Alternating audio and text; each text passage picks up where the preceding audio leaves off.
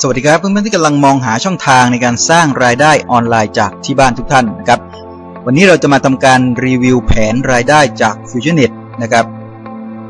สำหรับช่องทางนะครับที่เราจะสามารถสร้างรายได้จาก FusionNet มีอยู่ด้วยกัน8ช่องทางนะครับซึ่งประกอบด้วย Social Media Bonus Multi-Media Bonus Sales Bonus Advertising Sales Bonus Friend Bonus Matching Bonus Leader Bonus และ Career Plan นะครับซึ่งวันนี้เราจะมาทำการรีวิวนะครับแผนรายได้แต่ละแผนกันเริ่มจากรายได้ที่1 Social Media Bonus Social Media Bonus ก็คือรายได้ที่เราได้รับนะครับจากการที่เราเข้าไปใช้สื่อมีเดียของ FusionNet นะครับไม่ว่าจะเป็นการโพสต์การไลค์การแชร์การแชทนะครับกิจกรรมเหล่านี้นะครับที่เราทำในแพลตฟอร์มของ FusionNet เราจะได้รับรายได้นะครับซึ่งต่างจากFacebook นะครับที่เรากิจกรรมเหล่านี้นะครับไม่สามารถสร้างรายได้ให้กับพวกเราเพราะฉะนั้นเองนะครับ FusionNet ก็เป็นอีกหนึ่งนวัตกรรมใหม่นะครับที่จะทำให้สมาชิกสามารถสร้างรายได้จากกิจกรรมเหล่านี้ไม่ว่าจะเป็นสมาชิกที่เป็นฟรีเมมเบอร์นะครับก็สามารถเข้าร่วมรับรายได้จากกิจกรรมเหล่านี้ได้เช่นกันนะครับจากตัวอย่างนะครับเราจะเห็นว่ามีเพื่อนสมาชิกของเรานะครับถึงแม้จะเป็นสมาชิกที่เป็นฟรีเมมเบอร์นะครับก็สามารถรับรายได้จากSocial Media Bonus ได้เช่นกันนะฮะสำหรับรายได้ที่2นะครับรายได้ที่2ก็คือรายได้จาก Multi-Media Bonus Multi-Media Bonus ก็คือรายได้ที่เกิดจากการที่เราทำการอัปโหลดสื่อมีเดียต่างๆขึ้นไปยังระบบของ FusionNet นะครับเราจะได้รับรายได้จำนวน 50% ของยอดขายนะครับโดยแบ่งเป็น 40% นะครับเป็นเงินคืนและ 10% จะเป็นค่าคอมมิชชั่นที่ถูกส่งไปยังระบบ Multimedia Bonus นะครับสำหรับสื่อมีเดียที่เราจะสามารถทำการอัปโหลดขึ้นระบบได้นะครับไม่ว่าจะเป็นเพลงวิดีโอรูปภาพหนังเกมแบนเนอร์หรือแม้กระทั่งอีบุ๊กนะครับก็สามารถอัปโหลดขึ้นไปยัง FusionNet ได้เช่นกันนะครับสมาชิกนะครับที่จะสามารถอัปโหลดสื่อมีเดียเหล่านี้ขึ้นไปได้จะต้องเป็นสมาชิกที่เป็นระดับพรีเมียมเมมเบอร์ขึ้นไปเท่านั้นนะครับและสื่อต่างๆที่เราอัปโหลดขึ้นไปยัง FusionNet Product นะครับจะต้องเป็นสื่อที่ไม่ละเมิดลิขสิทธิ์นะครับใดๆและก็รวมถึงได้รับการอนุมัติจาก FusionNet นะครับให้สามารถวางขายที่ FusionNet Product ได้รายได้ที่3นะครับจะเป็นรายได้ของเซลล์โบนัสเซลล์โบนัสก็คือรายได้จากการที่สมาชิกที่เราแนะนำเข้ามานะครับเขาทำการซื้อ Product ของ FusionNetไม่ว่าจะเป็น Future Landing Page Future Video Mail Future Blog Future Cloud Web Template Momentum System หรือแม้กระทั่งของ Future Game นะครับเราจะได้รับค่าคอมมิชชั่นจากการจำหน่าย Product ของ FusionNet ตรงนี้นะครับจำนวน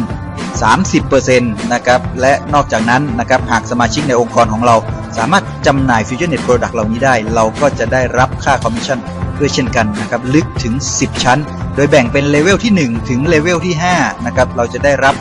5% และเลเวลที่6ถึงเลเวลที่10เราจะได้รับส่วนแบ่ง 3% นะครับรายได้ข้อที่4นะครับก็คือรายได้จาก Advertising Sales Bonus เป็นรายได้ที่เราได้รับจากการที่เราจำหน่ายหน่วยโฆษณานะครับให้กับเพื่อนสมาชิกและหน่วยโฆษณานั้นนะครับได้รับการอนุมัติและ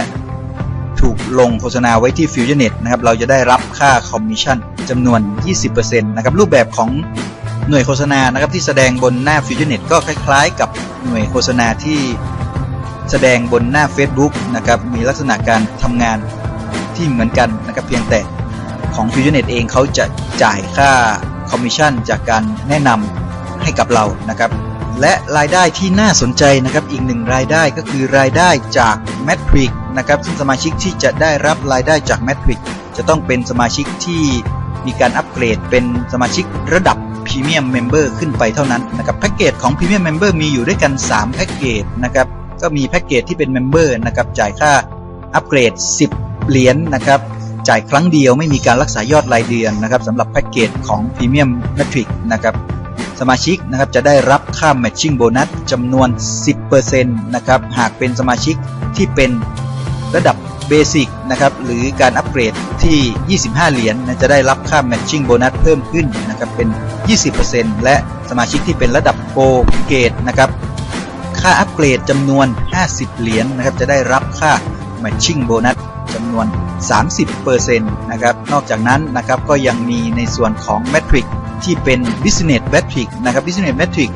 ก็ค่าอัปเกรดนะครับก็จะสูงขึ้นนะครับและรายได้ที่เราจะได้รับก็สูงขึ้นด้วยเช่นกันนะการอัปเกรดก็อัปเกรดเพียงครั้งเดียวนะครับไม่มีการรักษายอดรายเดือนนะครับสำหรับแพ็กเกจของ Business นะครับก็มี Exclusive นะครับ Exclusive ค่าอัปเกรด100เหรียญนะครับ Matching Bonus จะได้รับสูงถึง 50% นะครับและได้รับการเข้าร่วมในส่วนของ Career Plan และ Leader Bonus นอกจากนั้นนะครับก็ยังมี Sapphire Package นะครับค่าอัปเกรด500เหรียญนะครับและ Royal นะครับค่าอัปเกรด 1,000 เหรียญนะครับก็ทั้งหมดก็เป็นแผน Metric นะครับทั้ง6แผนที่เราจะสามารถเอาไว้สร้างรายได้กับ FusionNet นะครับซึ่งแผนแพ็กเกจทั้ง6แพ็กเกจนะครับจะแยก Metric ซึ่งกันและกันนะครับก็เป็นอีกหนึ่งรูปแบบนะครับของการสร้างรายได้ออนไลน์ที่น่าสนใจนะครับของ FusionNet ซึ่งเราจะเห็นว่า Metric แต่ละ Metric นะครับถูกแยกกันนะครับจะเป็น Metric Auto Metric นะครับ3×10แยกกันจำนวน6แพ็กเกจนะครับรายได้ที่เกิดขึ้นนะครับรายได้ที่เกิดขึ้นข้อที่5นะครับจะเป็นรายได้จากเฟรนด์โบนัสเฟรนด์โบนัสนั่นหมายความว่าเมื่อมีสมาชิกเข้ามาสู่ในระบบ Metric 3×10นะครับคือสมาชิก1ท่านสามารถมีสมาชิกติดตัวได้เพียง3ท่านนะครับหากมีสมาชิกเพิ่มขึ้นนอกจากนั้นจะต้องถูกส่งลงไปช่วยเหลือเพื่อนๆสมาชิกท่านต่อไปนะครับและเมื่อมีสมาชิกจำนวน1ท่านที่เข้ามายังระบบ Metric นะครับเราจะได้รับค่าคอมมิชชั่นจำนวน 5% นะครับและได้รับทุกคนนะครับไม่ว่าเราจะเป็นผู้แนะนำหรือไม่ได้แนะนำนะครับขอเพียงแค่มีสมาชิกเพิ่มขึ้นในระบบ Metric ของเรานะครับเราก็จะได้รับค่าคอมมิชชั่นตรงนี้นะครับจำนวน 5% จำนวนสมาชิกทั้งหมดนะครับใน Metric 3×10นะครับก็จะมีจำนวนสมาชิกทั้งหมด 88,500 คนนะครับโดยประมาณสำหรับรายได้ข้อที่6นะครับเป็นอีก1รายได้ที่น่าสนใจเป็นรายได้ของ Matching Bonus สมาชิกที่จะได้รับรายได้จาก Matching Bonus ตรงนี้นะครับไม่จำเป็นจะต้อง Qualify ใดๆทั้งสิ้นนะครับขอเพียงแค่อัปเกรดนะครับแพ็กเกจตามค่า Matching Bonus ที่จะได้รับนะครับค่า Matching Bonus นะครับได้รับสูงสุดถึง 50% นะครับหรือสมาชิกที่อัปเกรดในระดับ Business Metric นะครับก็จะได้รับค่าMatching Bonus สูงถึง 50% นะครับเรามาดูรายได้นะครับที่จะได้รับจาก Matching Bonus หากเป็นสมาชิกที่เป็น Member นะครับ10เหรียญจะได้รับค่า Matching Bonus 10% นะครับ Business นะครับ25เหรียญได้รับค่า Matching 20% Pro ได้รับค่า Matching 30% Exclusive ได้รับค่า Matching 50% Sapphire ได้รับ 50% และ Royal นะครับได้รับค่า Matching จำนวน 50%ในรายละเอียดของการรับค่า Matching นะครับ Matching Bonus ก็คือรายได้ที่เกิดจากสมาชิกที่เราแนะนำตรงนะครับเขาสามารถสร้างรายได้ได้นะครับเราจะได้รับค่า Matching นะครับกลับคืนมาสูงสุด 50% นะครับไม่ว่าจะเป็นการแนะนำสมาชิกเพียงแค่1คน3คนนะครับก็สามารถได้รับค่า Matching Bonus 50% นะครับไม่ว่าเขาจะมีรายได้จากเฟรนด์โบนัสเท่าไหร่นะครับเราจะมีรายได้ร่วมกับเขาจำนวน 50% ครับก็ถือว่าเป็นอีก1แผนนะครับที่น่าสนใจและเป็นนวัตกรรมที่น่าสนใจนะครับของการสร้างรายได้ออนไลน์ค่า Matching Bonus นะครับค่า Matching Bonus เขาไม่มีขีดจำกัดนะครับเราสามารถแนะนำเท่าไหร่ก็ได้นะครับยิ่งเราสามารถแนะนำเพื่อนๆสมาชิกได้เยอะแล้วก็ช่วยเหลือให้เขาประสบความสำเร็จได้เยอะเราก็ได้รับค่า Matching Bonus กลับคืนมาเยอะเช่นกันนะครับก็เป็นระบบเป็นแผนนะครับธุรกิจที่ถือว่าทุกคนนะครับจะต้องช่วยกันนะครับหากเราต้องการรายได้ที่สูงขึ้นนะครับเราจะต้องช่วยเหลือเพื่อนๆที่เราแนะนำเข้ามานะครับให้เขามีรายได้ที่สูงขึ้นด้วยเช่นกันนะครับเรามาดูสรุปของตัวหน้าแพ็กเกจทั้ง6แพ็กเกจนะครับของ FusionNet กันนะก็ยกตัวอย่างแพ็กเกจที่1นะครับแพ็กเกจที่1เป็นสมาชิกระดับ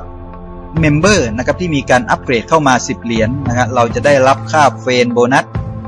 จำนวน 0.5 เหรียญต่อ1คนนะครับที่เข้ามาสู่ในระบบ Metric ของเรา Metric นะครับหากเต็ม Metric นะครับ 88,000 คนนะครับเราจะได้รับรายได้จำนวน 44,000 เหรียญนะครับและหาก สมาชิกนะครับที่เป็นสมาชิกที่เราแนะนำตรงนะครับเราจะได้รับค่าแมทชิ่งนะครับสูงถึง 50% นะครับหรือคิดเป็น1คนนะครับที่เข้ามาในระบบของเพื่อนที่เราแนะนำตรงนะครับเราจะได้รับค่าแมทชิ่งจำนวน 0.25 เหรียญนะครับและหากผังแมทริกของเขาเต็มนะครับเราจะได้รับค่าแมทชิ่งโบนัสจำนวน 22,000 เหรียญนะครับก็รายได้ที่เกิดขึ้นจาก FusionNet นะครับก็จะมีอยู่2รายได้หลักๆนะครับของผังแมทริกก็คือ1เป็นรายได้จากเฟรนโบนัสเป็นรายได้ที่เราเองไม่ต้องแนะนำนะครับไม่จำเป็นต้องแนะนำนะครับหากมี1คนเข้ามาสู่ในผังแมทริกนะครับเราเองก็จะได้รับทันทีนะครับไม่ว่าจะเป็นเราแนะนำหรือเพื่อนท่านอื่นแนะนำนะครับและนอกจากนั้นนะครับก็มีรายได้เพิ่มขึ้นนะครับหากเต็มผังรายได้ก็จะเยอะขึ้นนะครับจากแพ็กเกจ Business นะครับสำหรับเพื่อนๆที่มีการอัปเกรด25 เหรียญนะครับก็จะได้รับค่าเฟรนโบนัสจำนวน 1.25 เหรียญต่อคนนะและเพื่อนๆสมาชิกที่เราเป็นผู้แนะนำตรงนะครับผู้แนะนำตรงก็จะได้รับค่าชิ่งโบนัส 0.62 เหรียญนะครับตอนสมาชิก1ท่านที่เข้ามาสู่ระบบนะครับหากผังแมทริกเต็มนะครับก็จะได้สูงถึง 55,000 เหรียญนะครับก็รายได้ที่เกิดขึ้นนะครับก็เป็นรายได้ที่ทุกคนในผังนะครับจะต้องช่วยกันนะครับวันนี้หากเราต้องการรายได้ที่เยอะรายได้ที่สูงนะครับหากเราแนะนำเพื่อนเข้ามาสู่ธุรกิจของ FusionNet แล้วนะครับเราเองก็ต้องคอยช่วยเหลือเขานะครับให้เขาประสบความสำเร็จนะครับหากวันนี้เราอัปเกรดแพ็กเกจอยู่ที่ตำแหน่งนะครับรอยัลนะครับอัปเกรด 1,000 เหรียญค่าอัปเกรดนะครับเราจะเห็นว่าสมาชิก1ท่านนะครับเฟรนโบนัสที่เพิ่มเข้ามาในระบบนะครับเราจะสามารถรับรายได้สูงถึง50 เหรียญต่อ1คนนะครับและผังแมทริกนะครับถ้าเต็ม 88,000 คนนะครับรับรายได้ไปเลยครับ4,400,000 เหรียญนะครับอันนี้จะแนะนำหรือไม่แนะนำก็มีโอกาสได้นะครับนอกจากนั้นนะครับคนที่สามารถแนะนำตรงได้นะครับแมทชิ่งโบนัสก็ยังมีให้อีกนะครับ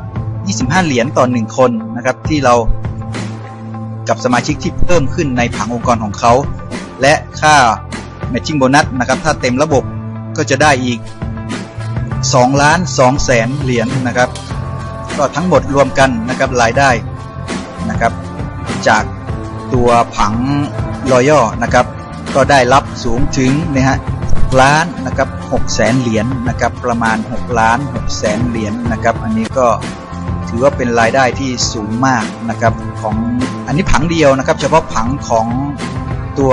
Royal Matrix นะครับแต่ถ้าเกิดว่าเป็นทุกผังรวมกันนะครับรายได้นะครับจะอยู่ที่ประมาณนะครับ11 ล้านเหรียญนะครับหากรายได้ที่เรานะครับหากเราอัปเกรดเป็นสมาชิกนะครับไม่ว่าจะเป็นรายได้ที่เราอัปเกรดเป็นระดับ Member นะครับ Business นะครับ Pro Exclusive นะครับ Sapphire หรือ Royal นะครับถ้าเกิดว่าเราสามารถอัปเกรดได้ครบทั้ง6แพ็กเกจนะครับเฉพาะค่ารายได้จากเฟรนโบนัสนะครับเราจะได้รับสูงถึง 7,400,000 เหรียญนะครับนอกจากนั้นนะครับหากเราเป็นผู้แนะนำนะครับตรงนะครับเราจะยังได้รับค่าแนะนำแมทชิ่งโบนัสเพิ่มขึ้นไปอีกนะครับเพราะฉะนั้นรายได้ที่เกิดขึ้นนะครับถือว่าเป็นรายได้ที่สูงมากนะครับของธุรกิจออนไลน์ในยุคนี้นะครับหากสมาชิกที่เป็นสมาชิกเมมเบอร์นะครับก็ได้รับค่าแมทชิ่งโบนัสรวมกับค่าเฟรนโบนัสนะครับสูงถึง 48,000 เหรียญนะครับสมาชิกที่เป็น Business นะครับก็ได้สูงถึง 180,000 เหรียญนะครับสมาชิกที่เป็นโกนะครับก็ได้รับสูงถึง 480,000 เหรียญ Exclusive นะครับได้รับ 1,200,000 เหรียญนะครับซับไฟได้รับ 4,500,000 นะฮะแล้วก็ Royal ได้รับทั้งหมดนะครับเต็มผังนะครับได้รับ11 ล้านเหรียญนะครับก็ถ้าคิดเป็นเงินไทยนะครับก็ประมาณอยู่ที่เกือบ400 ล้านบาทนะครับก็รายได้ที่เกิดขึ้นนะครับเป็นรายได้ที่เกิดขึ้นอย่างมี